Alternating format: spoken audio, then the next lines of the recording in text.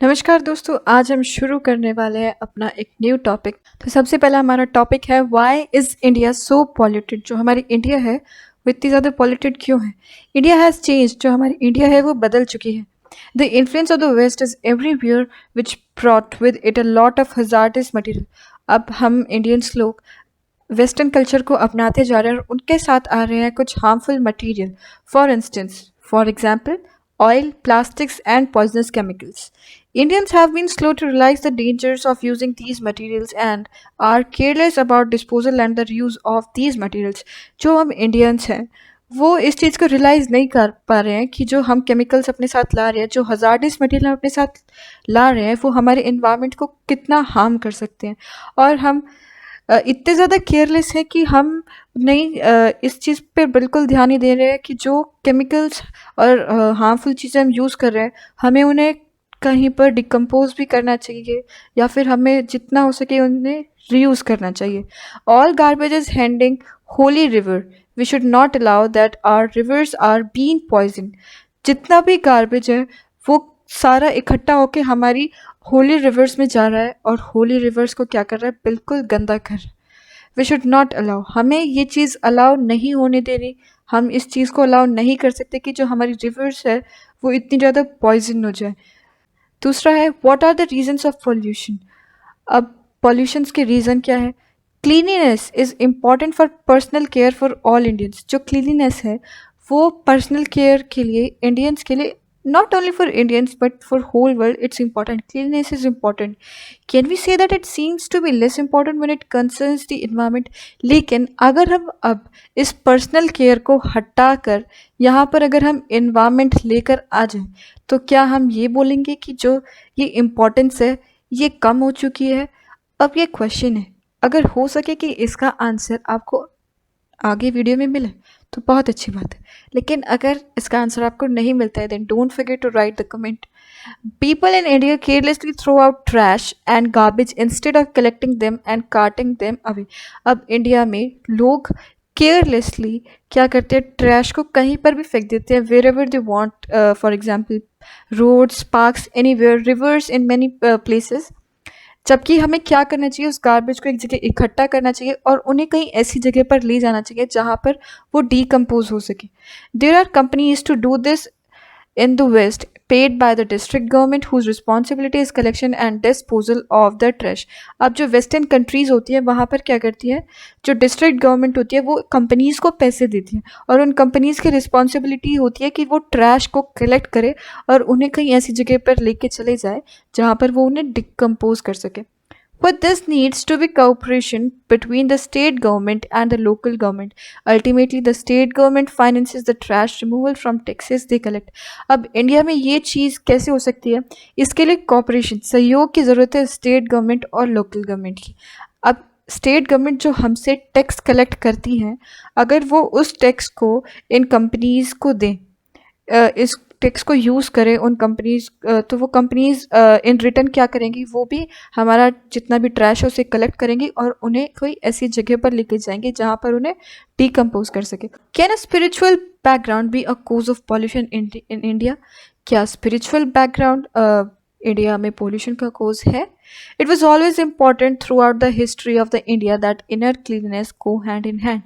अब ये बहुत टाइम से चलता आ रहा है और ये इम्पॉर्टेंट था इंडियन हिस्ट्री में कि अगर जो क्लीनिनेस है, जो सफाई है वो साथ साथ चलती रहे।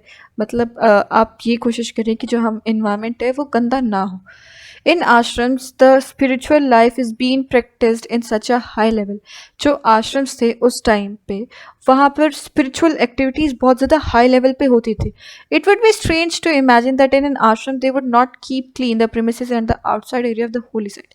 या दैट्स ट्रू।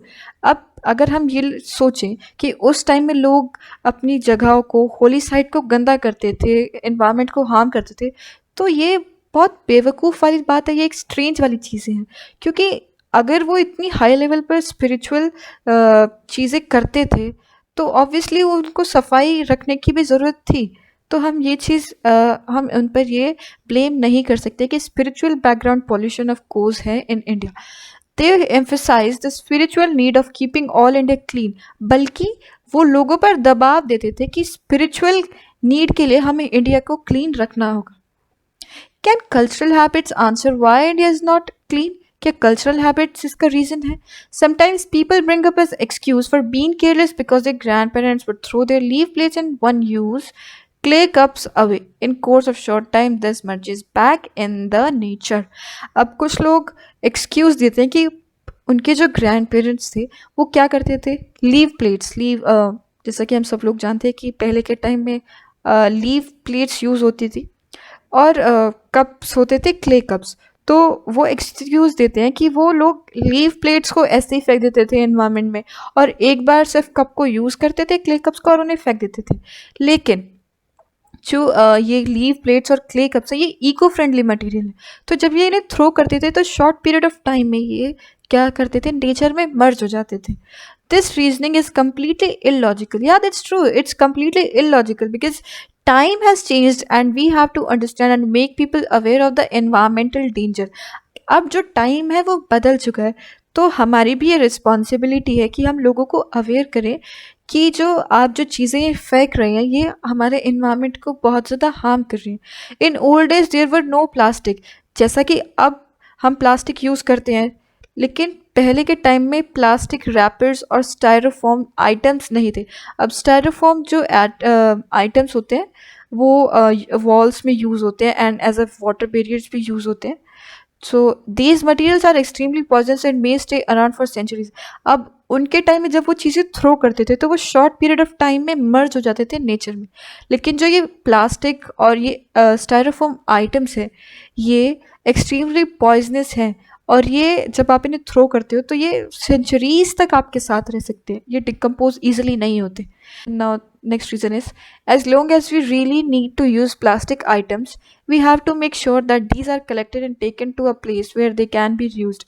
अब हम जानते हैं कि प्लास्टिक हमारी डेली लाइफ में यूज़ होती है तो इससे थोड़ा सा हटना थोड़ा सा मुश्किल है, लेकिन हम इतना तो ध्यान रख सकते हैं इस चीज़ का, हम इस चीज़ से हम अवेयर हो सकते हैं कि जब तक हम प्लास्टिक यूज़ करें तब तक हम इन्हें किसी ऐसी सेफ प्लेस पे रखें जहाँ पर हम इन्हें रीयूज़ वापस कर सकें, as long as there is no such facility. और अगर हमारे पास रीयूज़ करने की फैसिलिटी नहीं है तो हम इन्हें कोई ऐसे प्लेस पे रखें जहाँ पे ये सेफ़ हो सके और मीन्स इन्वायरमेंट को हार्म ना करे, ताकि हम जब हमारे पास ऐसी फैसिलिटीज़ आए रीयूज़ करने की उस टाइम हम इन्हें यूज़ कर सकें। It is everyone's personal responsibility to keep India clean. Yeah, it's not only about government or some companies, but it's our responsibility as well because we are citizens of India. So it's everyone's personal responsibility to keep India clean. We agree the responsibility of the state and the local governments or big companies and enterprises to solve this problem, but it's not enough. Yeah. Big companies, governments, state governments, local governments, every type of government enterprises, ये हम मानते हैं कि उनकी problem है कि वो अपनी रिस्पॉन्सिबिलिटी पूरी अपनी रिस्पॉन्सिबिलिटीज़ अच्छी तरह से फुलफ़िल नहीं कर रहे हैं, लेकिन ये सिर्फ उनकी रिस्पॉन्सिबिलिटी नहीं लेकिन हमारी भी रिस्पॉन्सिबिलिटी है।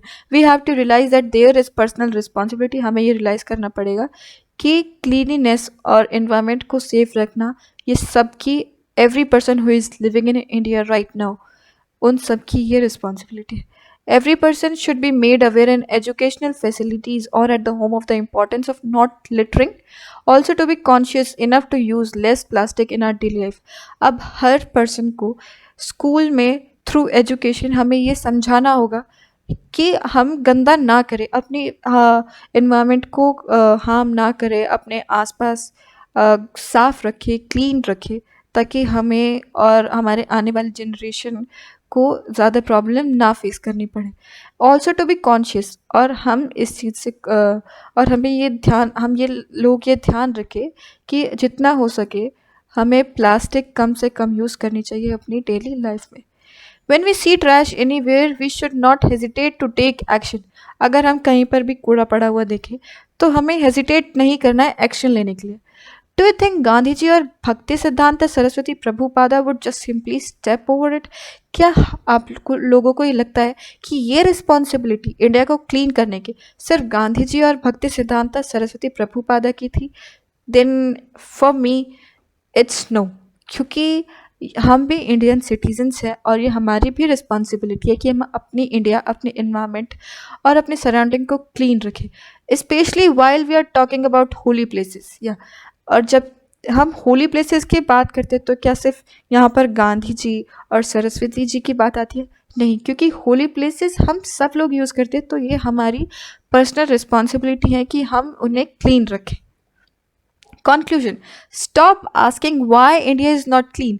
तो अगर आप लोगों को इंडिया क्लीन रखनी है तो उसका यही कंक्लूजन है, सॉल्यूशन है कि अपने आप से ये क्वेश्चन पूछना बंद कर दीजिए कि जो इंडिया है वो क्लीन क्यों नहीं है।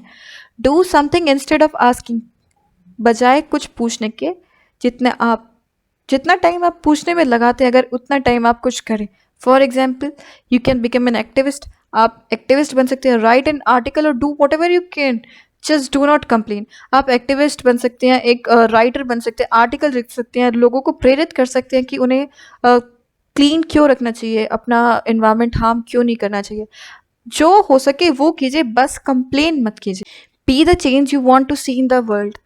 M.K. गांधी। तो गांधी जी ने ये कोट दिया है कि अगर आप वर्ल्ड में कुछ चेंज देखना चाहते हैं तो खुद वो चेंज बनिए, ना कि लोगों को कंप्लेन कीजिए कि ये चेंज क्यों नहीं हो रहा और ये चेंज कब होगा। आपकी खुद की रिस्पॉन्सिबिलिटी है, क्योंकि चेंज आप चाहते हैं तो चेंज आपको ही बनना पड़ेगा। Containers and dustbin has to be placed at intervals over people can throw their rubbish।